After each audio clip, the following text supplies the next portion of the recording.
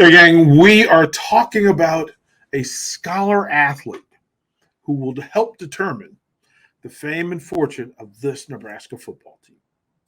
You are Locked On Huskers, your daily podcast on the Nebraska Cornhuskers, part of the Locked On Podcast Network, your team every day.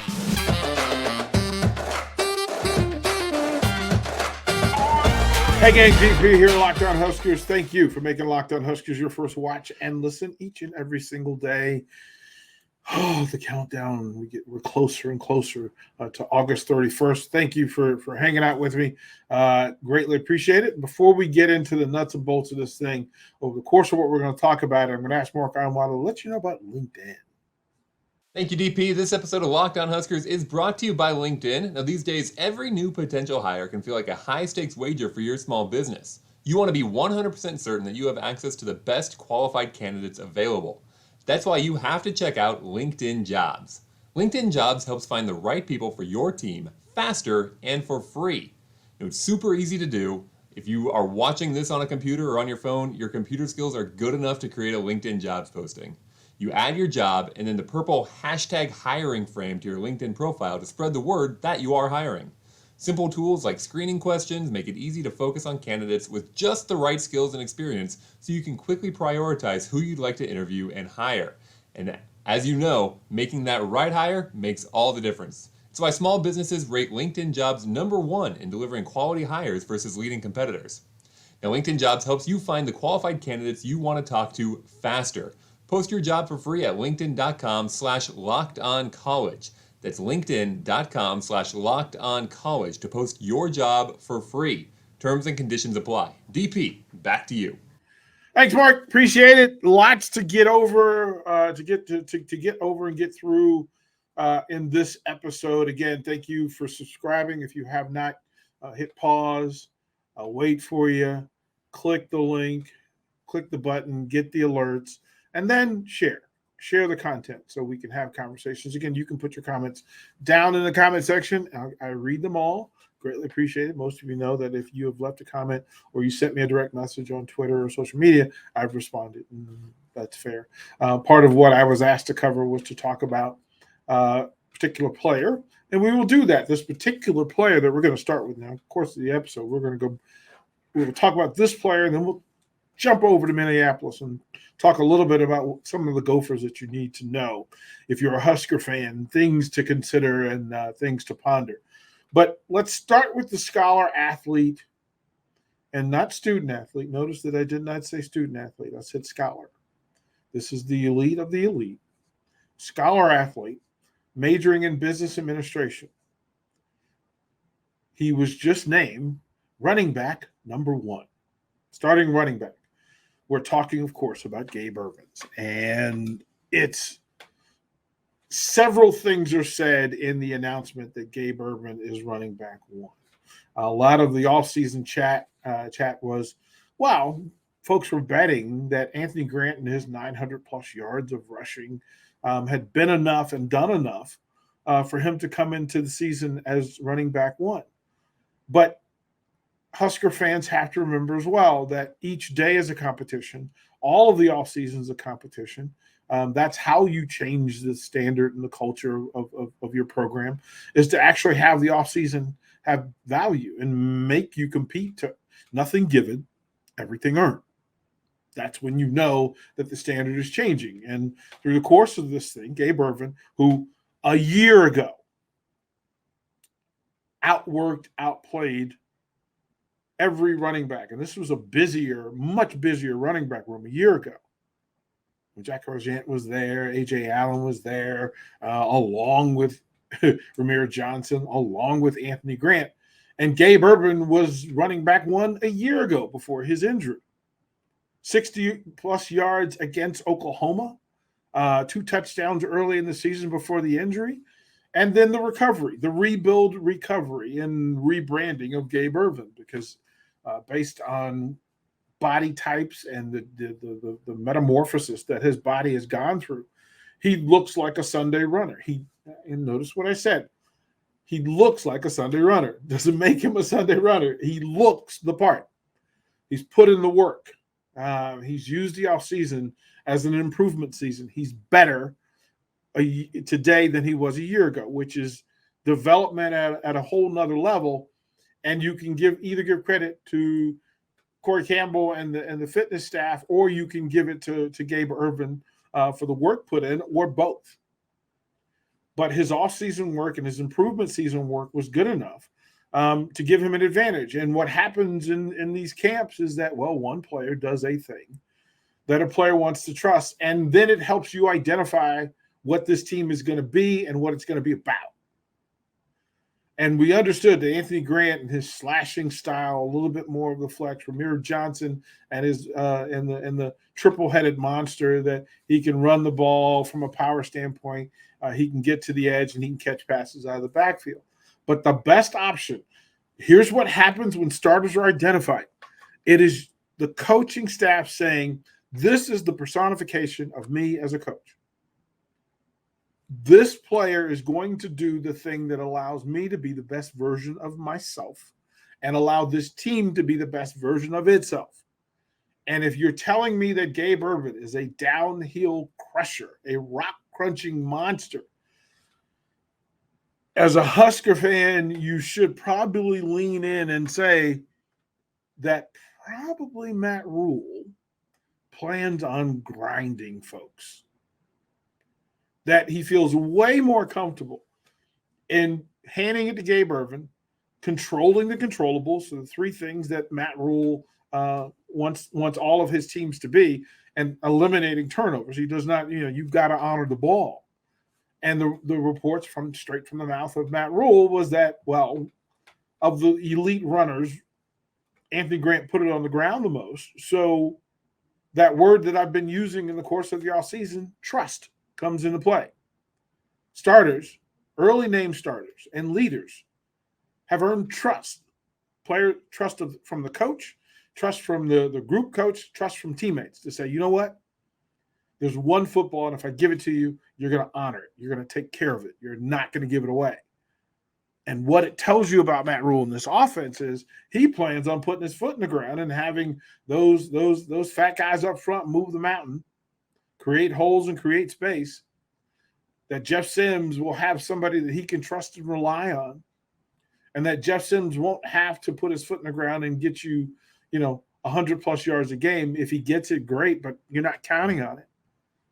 And that you pretty much think you can average plus 4 yards a carry so that you're in short, third and short, second and short, and that you have some possibilities and options.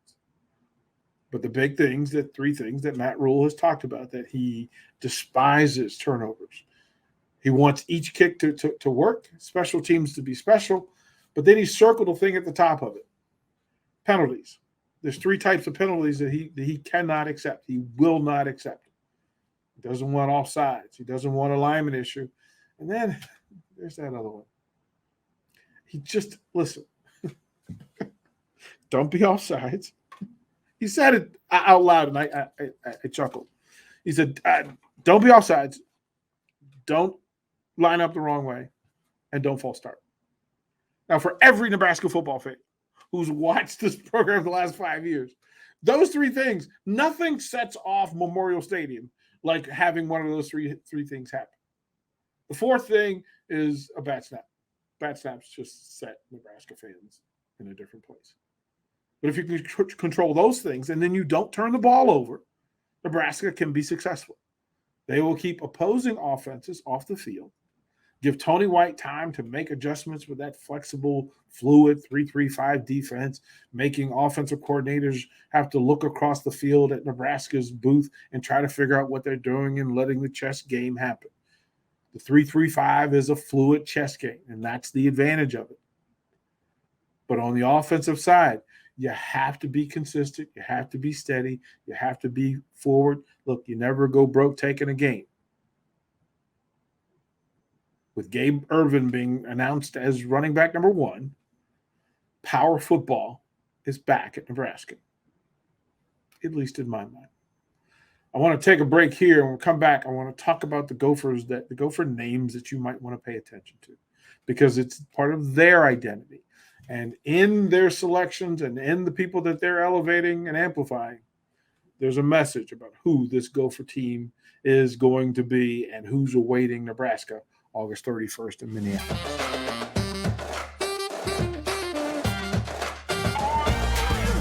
Welcome back, folks. I'm Derrick Pearson. Again, you can follow me right there. It's just my name. My name is my brand. You can do that. We've been talking about Gabe Ervin and what it says about Matt Rhule and this Husker football team, specifically offensively, that trust has been earned by Gabe Ervin. Amongst all the running backs, Gabe Ervin is the most trusted to get positive yardage, to line up right, to not jump offside, and to not turn the ball over. And then if you're willing to lean on this, and this is, he's whispered before, is this a 30 rush guy? Now you will see Anthony Grant. You will see Ramir Johnson. You may even see Emmett. But here's the thing. Who's going to start the game and who's going to set the tone for the game? Especially in week 1 in Minneapolis, it'll be Gabe Ervin. And some of the things that you need to consider on the other side of the ball is who Minnesota is. This tells us that Matt Rhule plans this to be a slugfest, that he's willing to run the ball and run the ball and run the ball and in the wave of it. And it's going to be hot. It's August, late August. It's going to be hot. You're going to see a train of running backs. You'll see Gabe Ervin the most. At least that's the plan. And then if you see Anthony Grant, whoever gets it rolling and doesn't turn the ball over and keeps this thing moving forward, that's who you'll see. But PJ Fleck has some weapons as well, and he's in transition as well. Let's not sugarcoat the elephant in the room in that it's not just Nebraska with their offseason issues and stories. Minnesota has some stories. They have some issues. Look, there's a big, huge elephant in the room when you're talking about the things that have been spoken about and whispered about Minnesota football. And PJ Fleck is trying to keep that sort of thing vacuumed, boundaried, and out of the way of his production getting prepared for August 31st. He's got some talented players, and he's got some transfers. And a big part of this thing in looking at Minnesota was being surprised at who we were talking about. Look, this is a full-on group. And the first name that came to mind was Corey Grooms. And Grooms comes into this thing coming off of a 57-catch season. A 57-catch, 5-touchdown seasons. And in his career, he's got 115 catches. That's a veteran that comes in at wide receiver in a group that is loaded. Then, for grins and giggles, and a lot of Mo Ibrahim came into Minnesota, established himself, left them, and then here's the thing. I'll say Ibrahim, sorry. That people were under the impression that would change the personality of Minnesota football. But the running back that they replaced him with and seems to be in place is Sean Tyler, who comes into this thing as a senior transfer who put up 1,200 yards. No, he put up 1,000 yards last year. 1,000 yards last year, 7 touchdowns, 200 carries. This is a veteran. This is a grown man coming into this thing. He's got almost 3,000 yards rushing in his career. So if you think Minnesota's coming into tiptoe, no, they've got a sledgehammer that put up average 5.7 yards a carry. You have to play the game and go along with it. They've got some dudes. Daniel Jackson is just hanging out. I mean, this is a full-on senior this is a plus 40 catch guy with 85 plus catches in his career. And oh, by the way, neither of them are receivers 1 or 2 from Minnesota. Those aren't the guys that are going to line up with Nebraska's DB1. Those are guys that are going to end up on a safety or a linebacker. I'm just painting the picture. And if you get too cute with it, oh, by the way, Brevin Spanford playing at tight end for Minnesota is a Sunday tight end.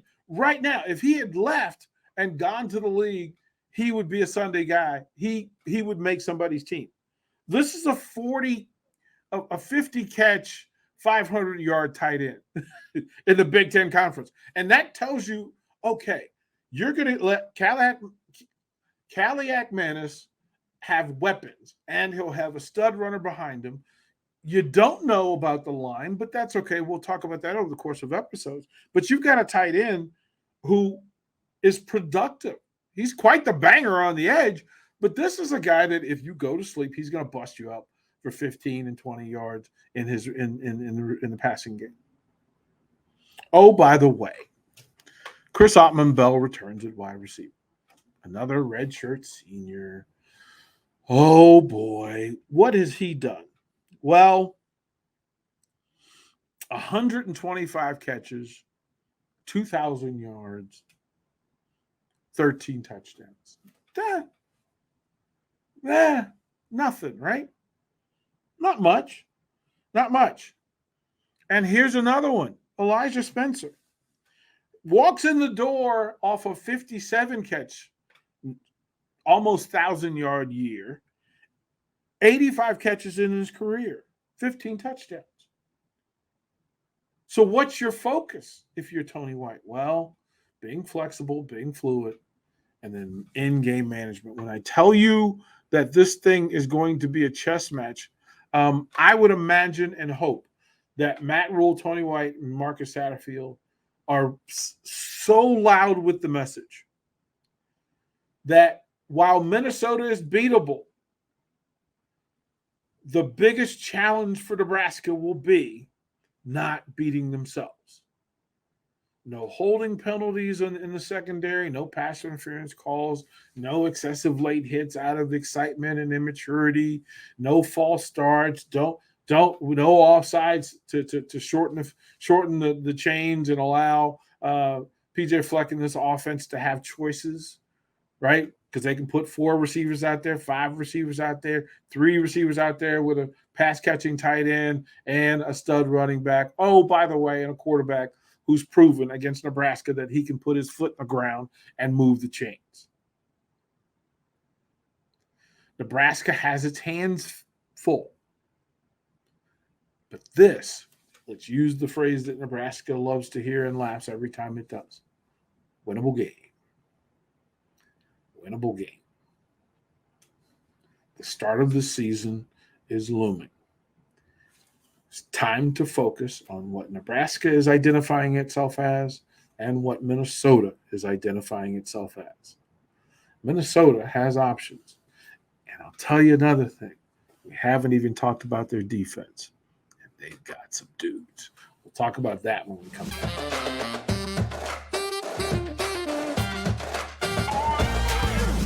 Welcome back, Locked On Huskers, and all of this, Nebraska versus Minnesota talk. It's getting me pumped up. First of all, I'm pumped up. I see some of the matchups, and I see some of the players that are in play. I see some of the opportunities, some of the matchup situations. Start to look at Nebraska's defense and how it would match up, depending on who Minnesota puts on the field, and also depending on what Tony White and his defense wants to do. We'll spend some time this week talking about what Tony White will have to compete with and what he wants to take away, because that's defense in full. Either taking away something that you're good at taking away or taking away something that they're good at doing. The failure risk is taking away a thing they're good at when it may not be your forte. There's a risk involved. But you doing the thing that you're good at, if you decide that on any given play, we are simply not going to allow Minnesota to rush for plus four yards, willing to accept the consequences that it puts you at risk in the back. Or you can say, I'm going to make Minnesota beat me on the ground. Death by 1,000 paper cuts. At least I'm in it. No big plays. Like, I'm not letting you go 70 over the top. What Tony White chooses to do chooses to do will be important, and it'll play out, and it will change from drive to drive, even within the drives. Even within a series, it'll change what he wants to do and what he wants to take away. The same goes for Minnesota, is that they're defending an unknown. They're defending a ghost. They don't know what a Marcus Satterfield, Jeff Sims-led offense looks like with Gabe Ervin behind. Option runs and play action, all of those things, the zone read is in full effect. Like, to understand Jeff Sims, the pressure that he puts on Minnesota's defense by pulling that ball and then being able to be safe and secure with it and hitting Thomas Fidone down the seam with an easy throw, or Billy Kemp in a slot, or Marcus Satterfield on the outer third. It could be IGC on the vertical. The thing that's going to happen, and Minnesota has an all-conference cornerback, an all-conference safety. Lindenberg's back at linebacker. You've got two top-shelf defensive linemen up front. These are all Big Ten caliber players. Then it's matchup, situation, circumstance. Who do they put their lockdown corner on? Do you lock them up on Billy Kemp and allow IGC and Marcus Washington to have some opportunities? Do you cap them on the outside with safeties and then trust that your linebacker can run and stay vertical and in play against Fidone and the tight end game? Can you go man, or do you go cover three? Because if you go man, you turn your back to Jeff Sims, he can hurt you. He can hurt you. But if you stay in the zone, this will allow Marcus Satterfield and this Husker offense to just dink and dunk and hand off and drive and dive, and then get you 3 or 7 down the road and keep your defense on the field and the Minnesota offense off. Nebraska gets ahead, and PJ Fleck has to consider giving up that running game and throwing the ball a little bit. But if Minnesota gets ahead, then you let his fat guys up front lean on this young defensive front from Nebraska and see how the game plays out. But Minnesota has talent defensively. They have talent offensively. And we haven't even gotten to the thing that both coaches specialize in and focus on. The special teams could determine the outcome of this game. As a matter of fact, the likelihood is pretty high. The team that makes its kicks will be at advantage. The team that doesn't turn the ball over. The team that gets stellar, productive play at quarterback. The quarterback that has the best day has the opportunity to win the game. It's going to be a good one, folks. It's going to be a good one. Looking forward to it, getting pumped about it. August 31st. August 31st is right around the corner. Tomorrow, we're going to compare the coaches. We're going to talk about Matt Rhule. We're going to talk about PJ Fleck and the things that they have in common and the things that they do not. But in the meanwhile, y'all be good to one another simply because that's the Husker way. Thank you for making Locked On Huskers.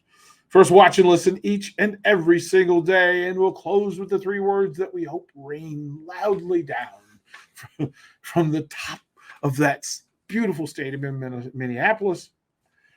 Go Big Red.